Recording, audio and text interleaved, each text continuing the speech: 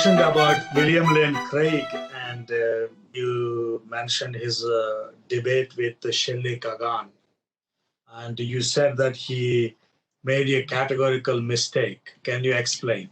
Yeah, in a way, that's what I'm talking about here. Since Shelley Kagan made that argument so well, I'll just read from that great argument he made. Well, I watched his debate, so I quote from it because I think it's great on that. Let me see Kagan here. I'll look it up in the index. Well, this is in Alvey's error, the chapter on Alvey's error, because it's kind of the argument I'm making, and I'm using him in 108, 109. There we go, page 108, 109. Yep. Okay. Okay. So right. Yeah. So William Lane Craig, who I presume you know, because he's one of the most respected theologians of our time, and I respect him as well. He's a smart guy. He makes really good arguments. So he's the one who's making this argument. What difference does it make? Because billions of years from now there'll be no meaning to the universe. Kagan says, on a naturalistic worldview, everything is ultimately destined to destruction in the heat death of the universe. As the universe expands, it grows colder, and its energy is used up. Eventually, all the stars will burn out, all matter will collapse into dead stars and black holes. There'll be no life, no heat, no light, only corpses of dead stars and galaxies. And so he goes on and on about this. Therefore, there's no moral accountability. The universe is neither better nor worse for what we do. Our moral lives become vacuous because they don't have that kind of cosmic significance. And so Kagan responds to this, kind of summarizing of Craig's argument. This strikes me as an outrageous thing to suggest. It doesn't really matter. Surely it matters to the torture victims whether they were being tortured. It doesn't require this to make some cosmic difference to the eternal significance of the universe for it to matter whether a human being is tortured. It matters to them, it matters to their family, and it matters to us. So, so Craig committed a related mistake when he argued that.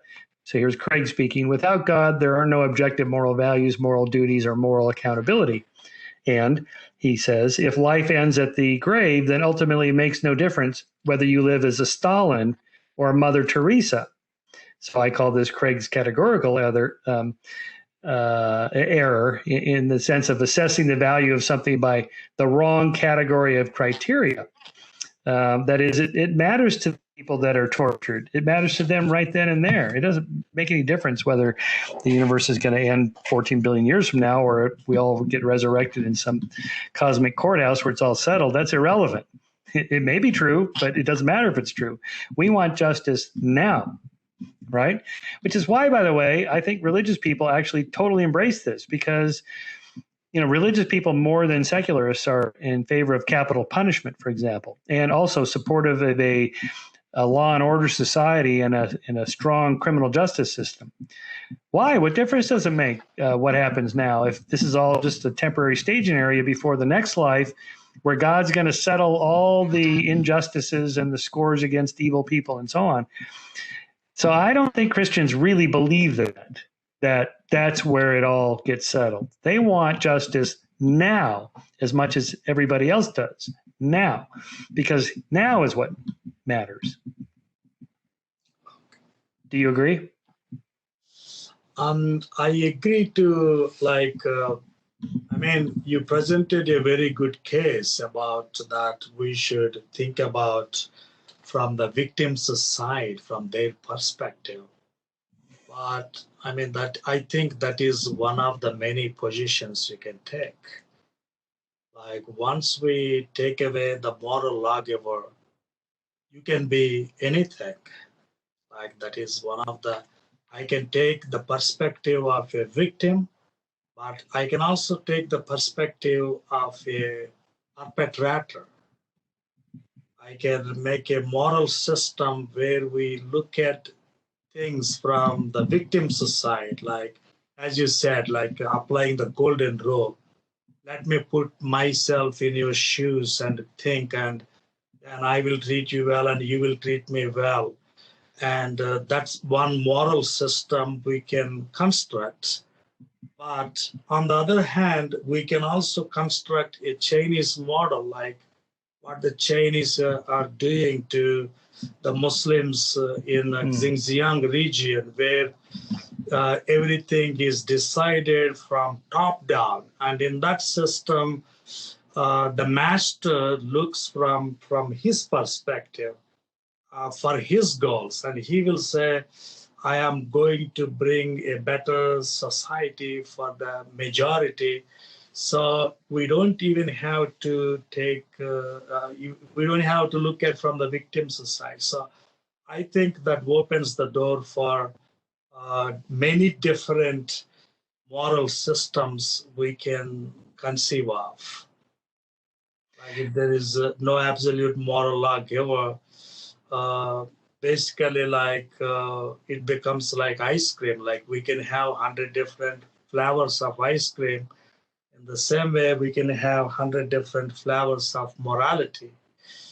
Yeah, but in fact, we've been converging toward this kind of universal morality about universal human rights, which is why everyone is critical of the Chinese government, because they're violations of civil rights.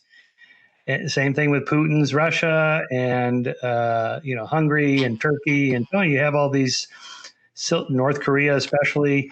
This is why we're critical of them. Based on what? No one's appealing to the Bible or a deity or anything like that. They're not making any appeals to the supernatural. They're just saying, you're violating civil rights. According to who? According to kind of this universal civil rights concept that we've mostly all agreed is true. That is true, but we already made certain claims that have no justification. Like, for example, we already said that it is a universal moral code. But Chinese could easily say, but who made them universal? If people from England and Germany and United States agree on certain things, they are just European values. You can't say that they are universal values. Yeah. Well, I'll give you my response to that. Let's see here. Oh wait, because I do think they're actually universal values in a sense that that you can just ask people. Here, 236. Let me go to this. Here we go. I'll give you the way I conceive of it. So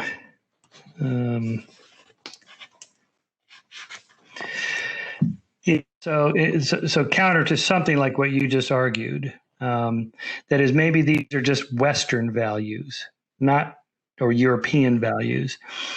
Here's how I put it. Finally, intellectual humility requires me to admit that it is possible that my entire program might be sociologically based. That is, that of weird culture. Weird is Western, educated, industrialized, rich, and democratic. Taken for granted by those living in such cultures, but not necessarily by others. In other words, not universal. People brought up in European cultures are likely to make different assumptions. So then I say, okay, sure, future scientists may one day discover that humans do not have an instinct to survive and flourish, that most people do not want freedom, autonomy, and prosperity, that women want to be lorded over by men, that animals enjoy being tortured, killed, and eaten, that some people like being enslaved, and that large populations of people don't object to being liquidated in gas chambers.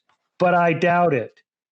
So I think we can make certain universal assumptions about the understanding of human nature and what people want by asking them, or just kind of looking at history and saying, what do people really object to? They object to being enslaved.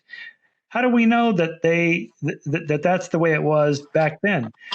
Even the slave owners knew it was wrong. And even though they made arguments about why it was perfectly okay and it's endorsed by the Bible and so on, they made all these theological arguments. They knew it was wrong because that's why they had to have jails and guns and chains to hold them back because they to keep the slaves from escaping to freedom.